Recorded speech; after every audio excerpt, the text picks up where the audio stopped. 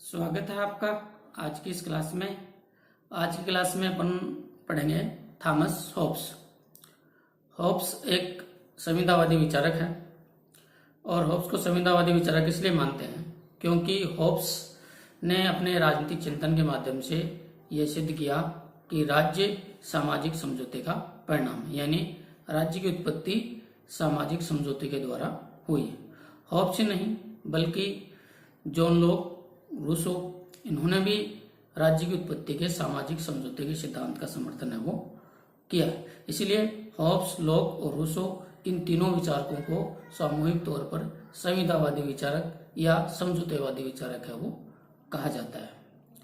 Lock का जन्म Britain में हुआ 1588 में। ब्रिटेन के मेम्सबरी शहर में इसका है वो जन्म हुआ और इसकी मृत्यु जो है वो 1679 में है वो ब्रिटेन में वो हुई।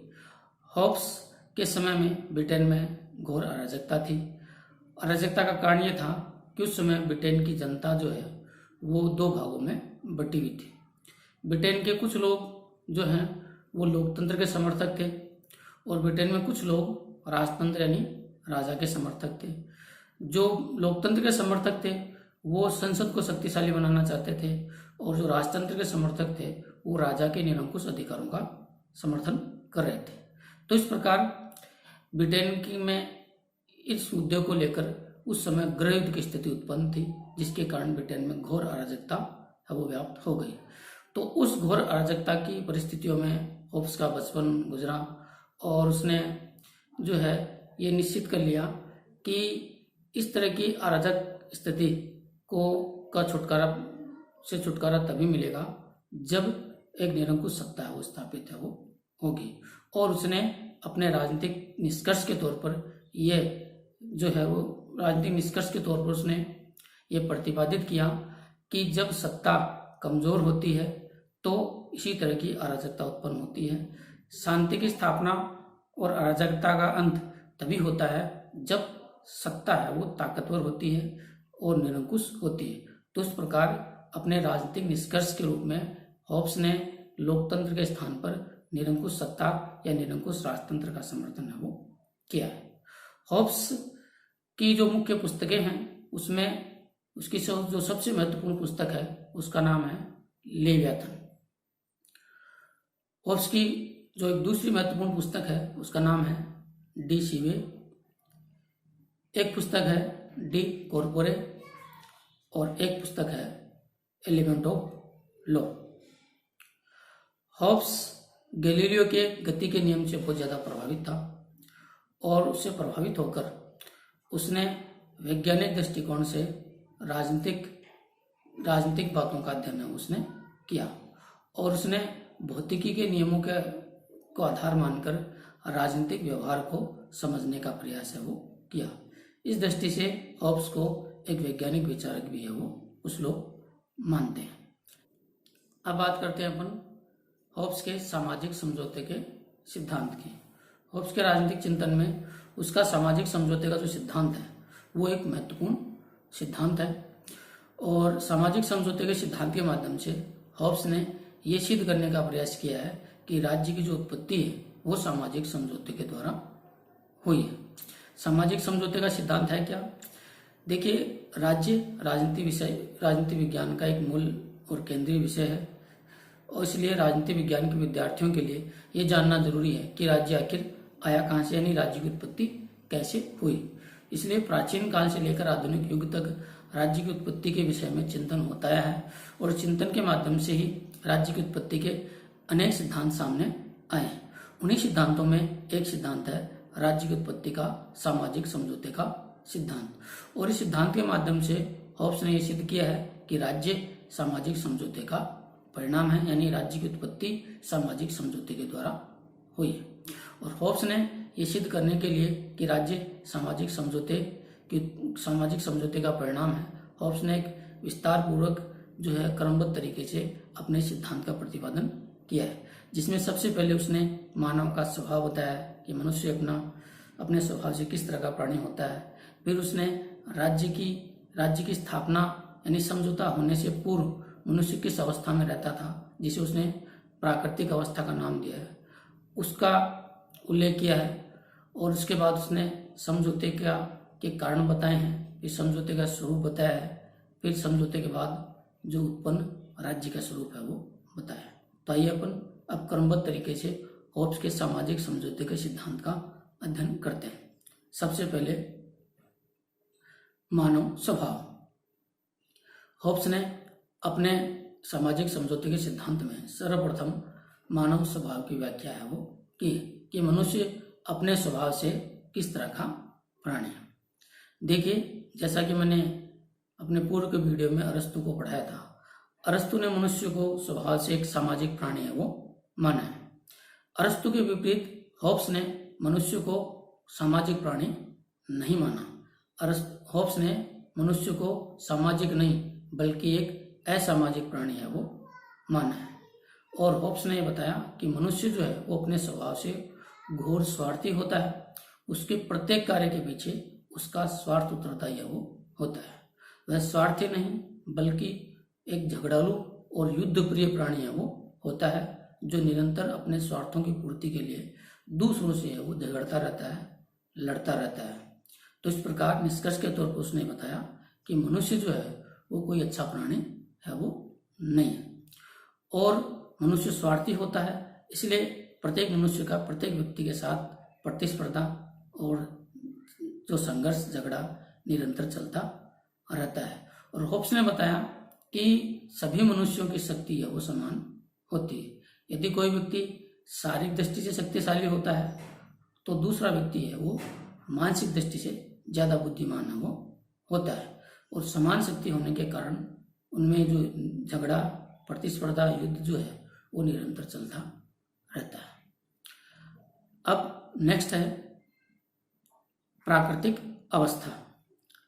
ये प्राकृतिक अवस्था क्या है? होब्स ने राज्य की स्थापना से पूर्व मनुष्य या व्यक्ति जिस अवस्था में रहता था उसे ही प्राकृतिक अवस्था का नाम दिया है। होब्स का कहना था कि राज्य के पूर्व की उस अवस्था में न समाज था, न संस्कृति थी, न किसी प्रकार की कोई सभ्यता थी। मनुष्य को किसी चीज का ज्ञान नहीं था, न नैतिकता अनैतिकता के मापदंड थे, न उचित अनुचित का कोई मापदंड था और न अच्छाई बुराई का कोई मापदंड था। उस अवस्था में जो है प्रत्येक व्यक्ति के खिलाफ के विरुद्ध युद्ध था, संघर्ष था। चूंकि व्यक्ति अपने स्वभाव से झगड़ालू और स्वार्थी होता था, इसलिए प्रत्येक व्यक्ति के विरुद्ध युद्ध वो होता था। तो एक भयंकर अराजकता की अवस्था थी जिसमें प्रत्येक व्यक्ति का जीवन है वो क्षणिक है वो होता था। क्षणिक का मतलब है किसी भी व्यक्ति की कभी भी जान जा सकती थी। इसमें जो जिसकी लाठी उसकी भैंस का सिद्धांत है वो प्रभावशील था और जो है इसमें मत्स्य न्याय की स्थिति है वो प्रचलन में थी।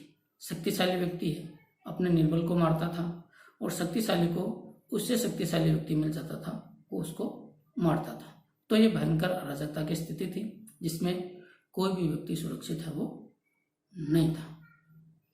इसके अनुसार इस प्राकृतिक अवस्था में प्राकृतिक अधिकार का अस्तित्व भी था और प्राकृतिक कानूनों का अस्तित्व भी था। होब्स के अनुसार इस प्राकृतिक अवस्था में एक प्राकृतिक अधिकार था और वह अधिकार था आत्मरक्षा का अधिकार। इस अधिकार के तहत व्यक्ति अपनी जान बचाने के लिए है वो कुछ भी करने के लिए स्वतंत्र था।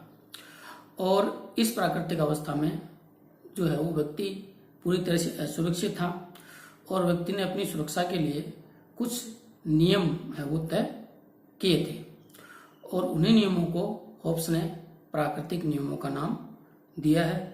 और होब्स ने जो है इस अवस्था में कुल 19 प्राकृतिक नियमों का उल्लेख है वो किया है। और इन प्राकृतिक नियमों का सार ये था कि जैसा व्यवहार तुम अपने लिए नहीं चाहते हो वैसा व्यवहार तुम्हें दूसरों के लिए भी नहीं करना चाहिए। इस प्राकृतिक अवस्था में शांति की स्थापना के लिए ये प्राकृतिक नियम थे, उसके बावजूद भी शांति इसलिए नहीं थी क्योंकि प्राकृतिक नियमों को लागू करने वाले राज्य जैसी कोई सत्ता अस्तित्व में नहीं थी। इसलिए नियम होने के बावजूद भी है वो अराजकता व्याप्त थी। अब बात करते हैं समझौते का स्वरूप कि समझौता क्यों और कैसे हुआ।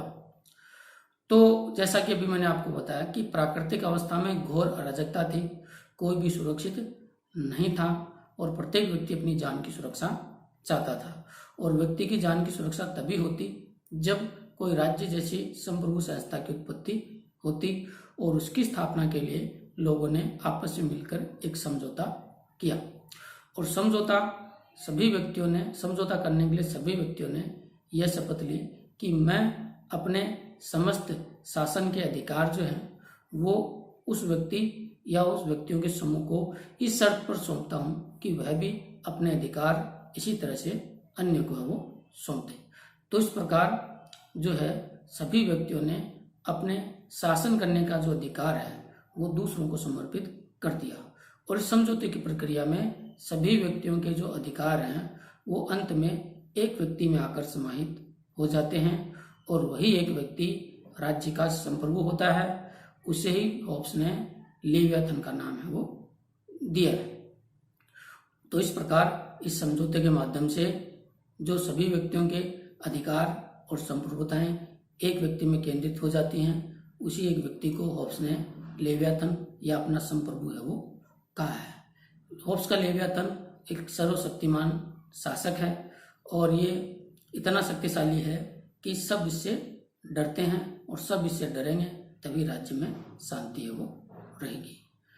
अब बात करते हैं समझौते के बाद उत्पन्न राज्य के स्वरूप की। होब्स का कहना था कि इसी सामाजिक समझौते के माध्यम से एक साथ समाज और राज्य की उत्पत्ति है वो होती है। समझौते के माध्यम से जो राज्य या राजनीतिक सत्ता या संप्रभु अस्तित्व में आता है उसकी सत्ता असीमित है और उसकी सत्ता पूरी तरह से निरंकुश है और उसकी सत्ता की कोई सीमा है वो नहीं है। न जनमत न कानून उसकी सत्ता को सीमित कर सकता है। उसके आदेश ही कानून है और कोई भी व्यक्ति उसकी सत्ता को चुनौती नहीं दे सकता। लोगों का एकमात्र काम है कि वह संप्रभु के आदेशों की पालना करे। कोई भी व्यक्ति जो है वो संप्रभु का न तो विरोध कर सकता है, यानी होब्स जो है वो व्यक्तियों को राज्य के विरोध का अधिकार प्रदान नहीं करता। लोगों का एकमात्र काम है कि वह शासक यानी राज्य के आदेशों की पालना करे। अब बात करते हैं होब्स के सामाजिक समझौते के सिद्धांत की विशेषताएं। पहली विशेषता है कि होब्स का यह समझौता जो है वो सामाजिक भी है और राजनीतिक भी है, क्योंकि इसके माध्यम से समाज की उत्पत्ति भी होती है और राज्य की उत्पत्ति भी है वो होती है। इस सिद्धांत की अगली जो विशेषता है वह यह है कि यह समझौता जो है जनता और शासक के बीच में नहीं होता, बल्कि यह प्राकृतिक अवस्था में रहने वाले लोगों के बीच में होता है। इसलिए शासक जो है वो समझौते का कोई पक्ष नहीं है, बल्कि वह समझौते का एक परिणाम है। अगली विशेषता यह है कि चूंकि शासक जो है वह शासक या संप्रभु है वो समझौते का पक्ष नहीं है, इसलिए शासक पर जो है समझौते की कोई शर्त लागू नहीं होती। इसीलिए वह पूरी तरह से है वो निरंकुश है। तो ये है होब्स के सामाजिक समझौते के सिद्धांत की प्रमुख विशेषताएं। धन्यवाद।